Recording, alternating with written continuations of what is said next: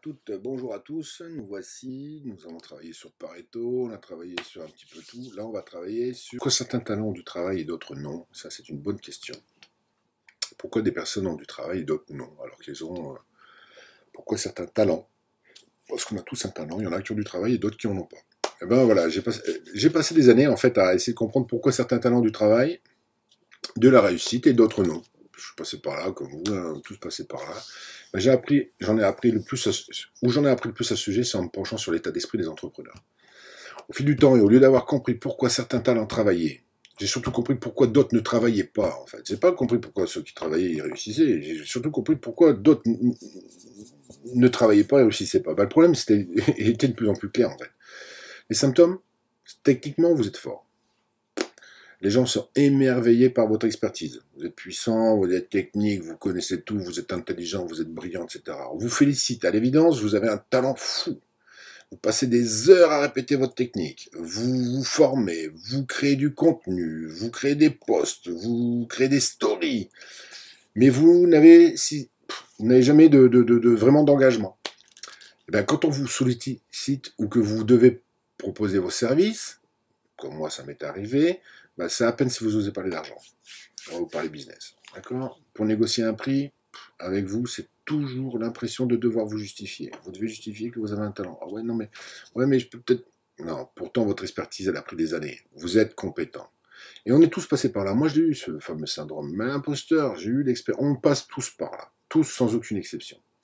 On est bon, on est technique, on a fait des formations, les gens sont émerveillés par notre expertise, on passe des heures à répéter, on est bon, on fait du contenu, de la vidéo, on fait tout ce... Et quand on parle d'argent, on ne sait pas faire. Ben, le syndrome de l'expert, en fait, les causes du problème. C'est si vous reconnaissez dans ces symptômes, évidemment, hein, c'est que vous êtes victime du plus fréquent des problèmes que rencontrent les talents pour innover, devenir un artiste, un businessman. Alors, syndrome de l'expert, c'est quoi? Ben, c'est faire une prestation 100% technique et se persuader que d'être au top techniquement, ça suffit. C'est croire que votre technique peut vous assurer du travail dans votre business. C'est de rester confortablement abrité dans votre mode d'expert et son langage technique. Alors ça, j'adore les gens qui ont toujours... Le but du jeu, c'est de dire les choses avec des mots simples qu'un enfant de 10 ans puisse comprendre. Vous êtes satisfait de pousser votre technique à fond sans même vous demander ce dont votre activité a vraiment besoin. Imaginons un instant, un spectacle, voilà, on imagine. Un spectacle veut des artistes. Il veut des artistes qui ont une âme. Il veut des artistes. Il veut pas des techniciens.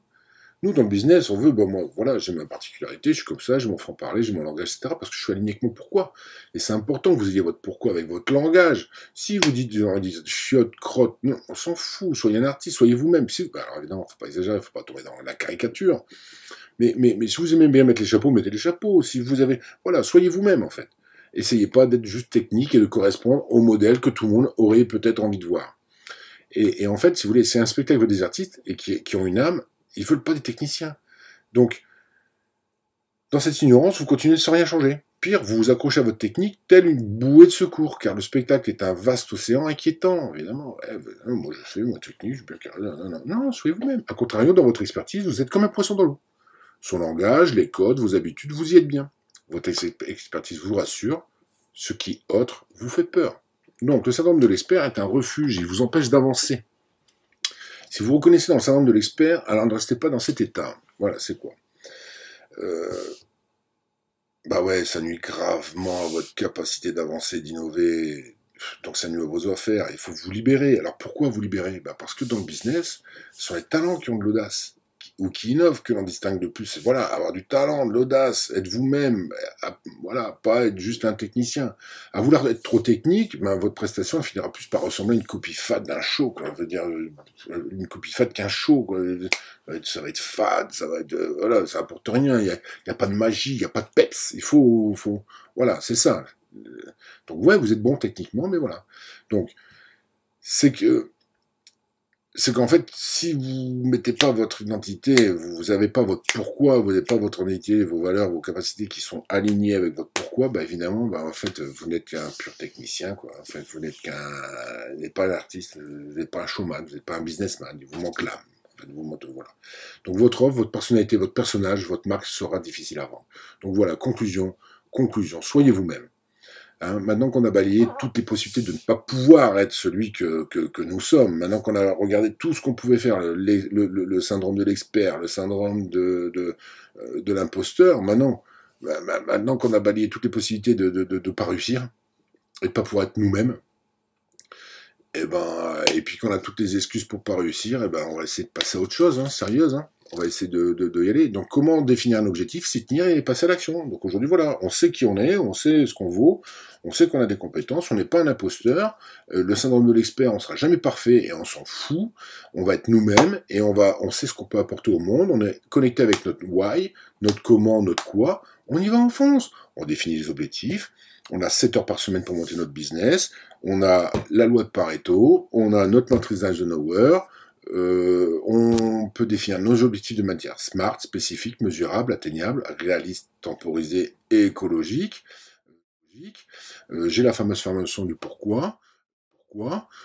Comment développer ton expertise, comment écrire des textes influents, la magie des textes influents en formation aussi, comment les 3 emails, l'email de transformation avant-après, l'email de la ligne dans le sable, la discrimination, c'est pas fait pour toi si t'es comme ça, parce que moi je vais choisir avec qui j'ai envie de travailler. Et puis mon 3e email qui est pourquoi maintenant, pourquoi vous passez avec moi maintenant. On a 6 emails, donc si on réfléchit bien, là on a commencé à construire notre business, on a déjà tout plus ou moins.